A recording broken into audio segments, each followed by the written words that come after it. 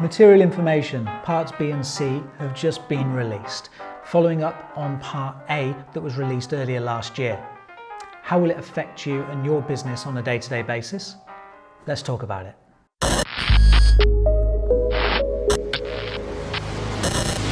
Today, we're talking about material information. Parts A, B and C have finally now been clarified. As of November this year, it's actually in black and white. So I'm going to briefly go through what material information is all about and then go over each part of the material information just so you can keep up to date with everything the trading standards have outlined and really how it would affect you. So material information, what is it? Well, property agents should ensure that they proactively request and gather material information to create property particulars. Verification checks should also be carried out on the information that's provided to ensure that it is accurate. The material information should be prominently and clearly displayed in the property listing and should not be hidden. It's also an offence to provide material information in an untimely manner.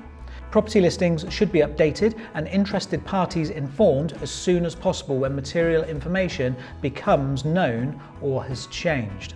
The Customer Protection Regulation will apply to any property listing which is being marketed by a business based in the UK. Now, in developing this guidance, the main UK property portals have been able to determine how this information is captured and displayed on the platforms. Agents can also determine themselves how to do this on their own websites and their own printed materials. Now, Part A information is all classed as material information. This is the tenure type, the price, and also the council tax rates or domestic rates, depending on whereabouts you are in the UK. Now, this information needs to be shown on the front page of any property listing. Everything that's outlined in Part B and C may not be material information. It all depends on whether it is relative to the buyer, if it would incur some kind of cost, or maybe alter the type of mortgage that the buyer is able to get, for example, a thatched roof. Now, parts B and C material information should also be prominent on the listing. However, the guidance doesn't state exactly how prominent or where it should be, other than when online, it needs to be no more than one click away for the consumer. So with that out of the way, let's now dive into parts A, B and C as a whole so you can get a good overview of exactly how it would impact you and your listings. Now, as I previously said, Part A is all classed as material information. So this needs to be shown on the front page of any marketing material that you have, as well as on any online listings.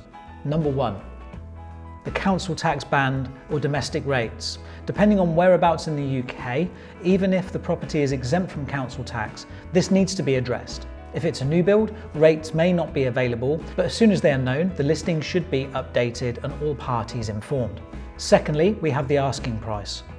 The asking price should always be shown. You can also state offers in the region or excess of, but stating price on application, POA, is classed as misleading and is therefore unlawful. Finally, in Part A is the tenure type, whether it is leasehold, whether it is freehold, if there is any ground rent, service charges or review periods, and the length of term when dealing with leaseholds should also be stated. If shared ownership, the percentage being sold and any rent payable needs to be clearly shown, as well as the date on service charge repayment if applicable. And that's it, that's all of Part A. So make sure that you've got those three things down, make sure that they're stated clearly on all of your listings.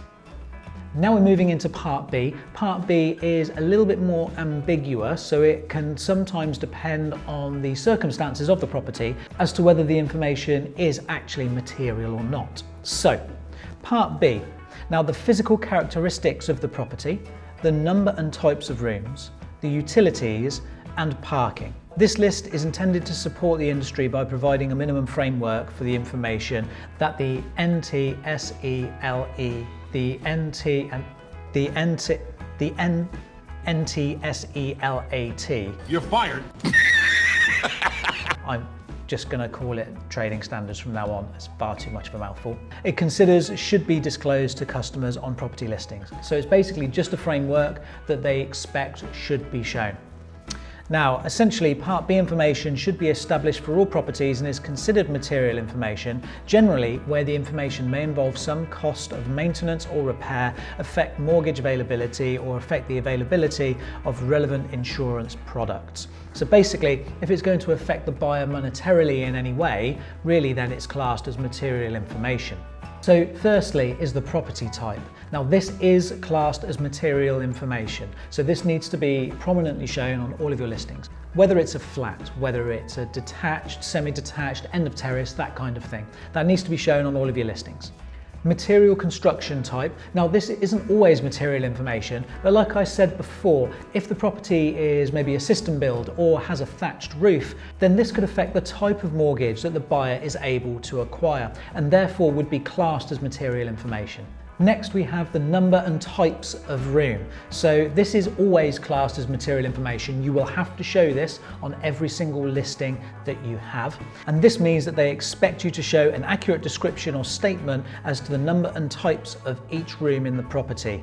Now, in my opinion, a floor plan was essential on every listing anyway. However, now it's pretty much critical. Unless you want to have to write a long-winded description about each room and the sizes itself, you might as well just show it as a floor plan. We'll go into how this is going to affect the lettings market in another video.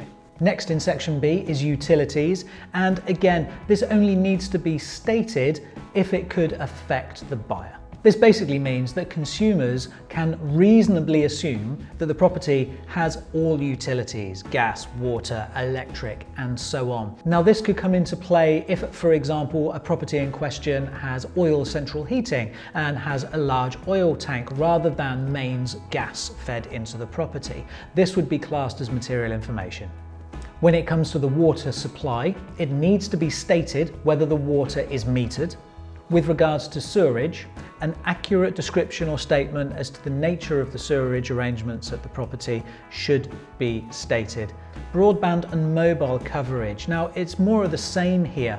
It's always worth stating the speed of the internet on your listing, although you don't have to, as well as if it's got good mobile coverage. Now it's worth visiting the Ofcom website to see services for the particular area, whether that be for broadband or for mobile coverage.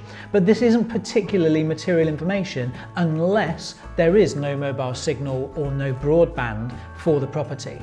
So we live in an age where everybody should have broadband available. If there isn't broadband available at the property, it is classed as material information. Lastly, in Part B, we've got parking, and it is Trading Standards' view that the parking arrangements are always classed as material information. So you need to state the number of spaces that the property has for parking, for example. So I'm now going to read a statement from the Trading Standards team about Part C material information. Part C information may or may not need to be established depending on whether the property is affected or impacted by the issue in question. This section applies to properties affected by the issue itself, for example, because of the location of the property. Now, they acknowledge that you property agents aren't experts in every single field that you would need to cover for this. For example, when it comes to interpreting title deeds and associated contracts, or make judgments on building safety. Where a matter in this section is identified and further information is required, they recommend that the property owners, sellers and agents seek services of qualified professionals, including, where relevant, a surveyor or conveyancer to assist with the interpretation of the matter identified. Now I'll quickly fly through this section. So firstly, building safety. This kind of goes without saying. If there are any defects or safety issues with the property, that will then be classed as material information. Restrictions and rights. Now, any known restrictions can be material information, particularly where it could impact the buyer's general use of the property and or the land, like if the building is a listed building or an existence of any restricted covenants. This includes sublets or running a business from the property. Rights and easements. Now, are there any public rights of way, things like bridle paths or footpaths going through the property that may affect the general use of the buyer? If yes, then obviously it's material information, as is any flooding or erosion risks. Again, I don't need to state the obvious. If there is an issue there, it's classed as material information. Planning permission or proposals for development. Again, this would be classed as material information if there is anything in place.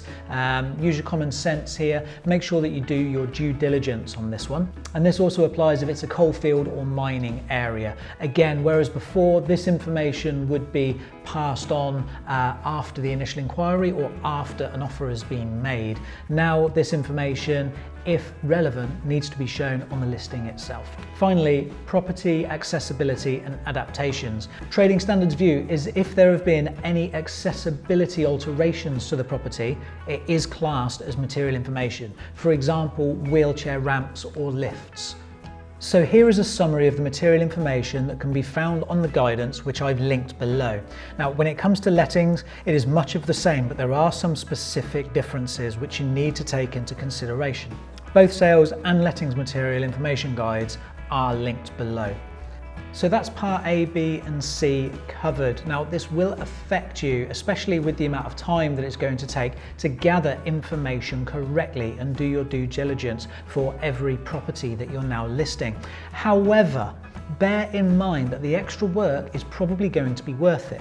Whereas in the past, a lot of this information was held back until an offer was put on the table. This information will definitely help potential buyers qualify themselves before making their initial contact. When it comes to vendors, having to provide all of this information and working closer with you to ensure that it's validated correctly will improve the stickiness of the client for you. Approximately 56% of sales don't go through first time. Showing all of this information will definitely help increase that number, and that's only going to be a benefit for everybody involved. So yes, it's going to be extra work that you might have to put in, but I believe it can be a benefit for everybody. So I hope this has been really helpful for you. I wanted to put this video together as quickly as I possibly can because I'm sure that there are a lot of people questioning exactly what material information will impact with regards to their daily business running. I'd love to hear in the comments what you think about this new material information part B and C and how it's going to affect your business moving forwards. So if you can, smash the like and subscribe button. It won't cost you a penny, but it really does help us out, grow the channel and get more views. And until next time, take care.